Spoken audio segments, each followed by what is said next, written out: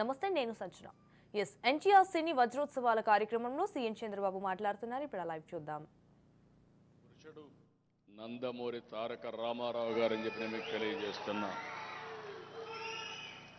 ప్రపంచంలో ఎక్కడికి వెళ్ళినా తెలుగు జాతి పేరు ఇంటేనే గుర్తు వచ్చే ఏకైక వ్యక్తి ఎన్టీఆర్.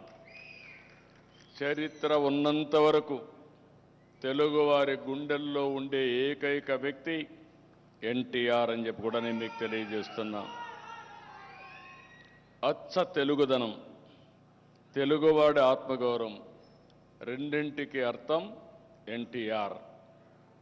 ఒక చిన్న రైతు బిడ్డ నుంచి తెలుగు సినీ చరిత్రలో ఒక ఎవరెస్ట్గా ఎదగడం, 9 నెలల్లోనే పార్టీ పెట్టి ముఖ్యమంత్రి కావడం చరిత్రలో ఎక్కడా జరగలేదు.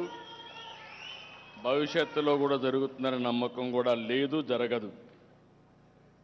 ఇటు వెండి తెరను కానీ అటు రాజకీయాలు ఏలిన ఏకైక నాయకుడు భారతదేశ చరిత్రలో ఒక్క ఎన్టీఆర్ అని చెప్పి కూడా నేను మీకు తెలియజేస్తున్నాను.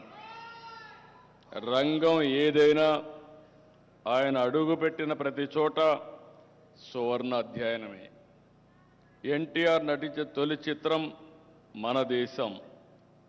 విడుదలై 70 సంవత్సరాలు. 70 సంవత్సరాలైనా ఆయన లేకపోతే మనం ఈరోజు జరుపుకుంటున్నామంటే అది ఎన్టీఆర్ అని చెప్పి కూడా నేను మీకు తెలియజేసుకుంటున్నా.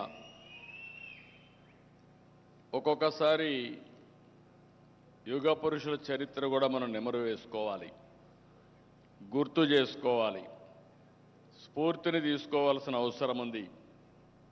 ఒక పల్లెటూరులో నిమ్మకూరులో శ్రీమతి వెంకట్రావమ్మ లక్ష్మయ్య చౌదరి దంపతులకి 1923 మే 25న జన్మించిన యుగ పురుషుడు, కారణ జన్ముడు ఎన్టీఆర్ అని చెప్పి కూడా నేను మీకు తెలియజేస్తున్నా.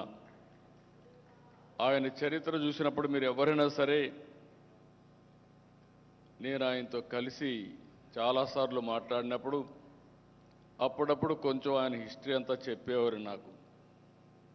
ఏ విధంగా ఆయన చరిత్రలో జరిగిన సంఘటనలన్నీ కూడా చదువు కోసం విజయవాడకు రావడం, విజయవాడ నుంచి ఆ రోజుట్లో మనం చూస్తే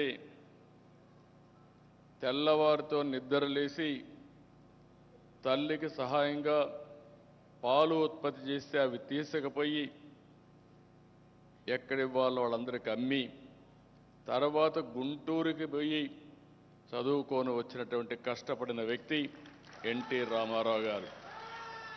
ప్రతి ఒక్కరి జీవితాలు, ఏ జీవితం చూసుకున్నా మీరు గుర్తుపెట్టుకోవాల్సింది, చిన్నప్పుడు కష్టాల్లోనే పుడతాం, తర్వాత మన శక్తిని బట్టి, మన సామర్థ్యాన్ని బట్టి మన జీవితాన్ని మలుచుకునే పరిస్థితి వస్తుంది. 1945లో మద్రాసు రైలు ఎక్కాక ఎన్టీఆర్ జైత్ర యాత్ర ప్రారంభమైంది.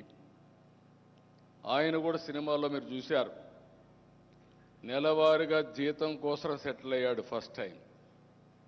అంటే ప్రతి ఒక్కరి జీవితాలు చూసినప్పుడు ఒక ఆశ్చర్యంగా ఉంటాయి.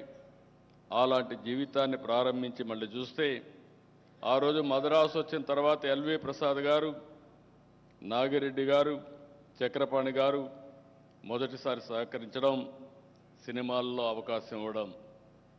ఆ తర్వాత మనం ఒక్కసారి చూస్తే సాంఘిక, పౌరాణిక, జానపద, చారిత్రక పాత్రలో నటించి ప్రాణం పోశారు. 300 సినిమాల్లో నటించారు. ఏడాదికి 10-15 సినిమాలు.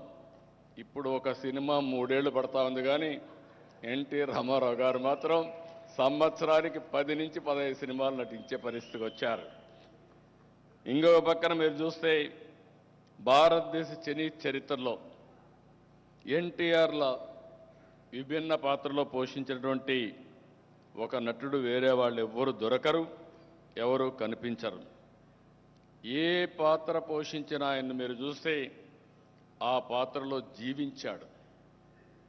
ఒక వెంకటేశ్వర స్వామి పాత్ర వేయాలన్నా, శ్రీకృష్ణుడు పాత్ర వేయాలన్నా ఆయన ఒక క్రమశిక్షణ.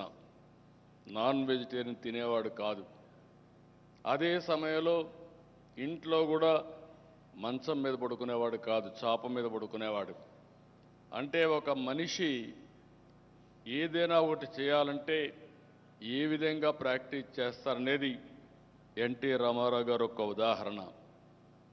ఒక రాముడు, ఒక కృష్ణుడు, ఒక వెంకటేశ్వర స్వామి. ఒకప్పుడు మీరు చూస్తే ఇళ్లలో పూజ చేయాలంటే, ఇప్పుడు కూడా మీరు చూశారు ఆయన ఏదైతే బ్యూటిఫుల్గా మన వాళ్ళు క్యాలెండర్ తీసుకొచ్చారు, అది తీసుకుంటే ఒక పవిత్రమైన భారం. దేవుడు అనేవాడిని మనం చూడలేదు, కానీ ఎన్టీఆర్ రూపంలో దేవుళ్ళని చూస్తున్నామని చెప్పి కూడా నేను మీకు తెలియజేస్తున్నా. ఒక పక్క నేను చాలాసార్లు ఆయనతో డిస్కషన్ వచ్చింది. నేను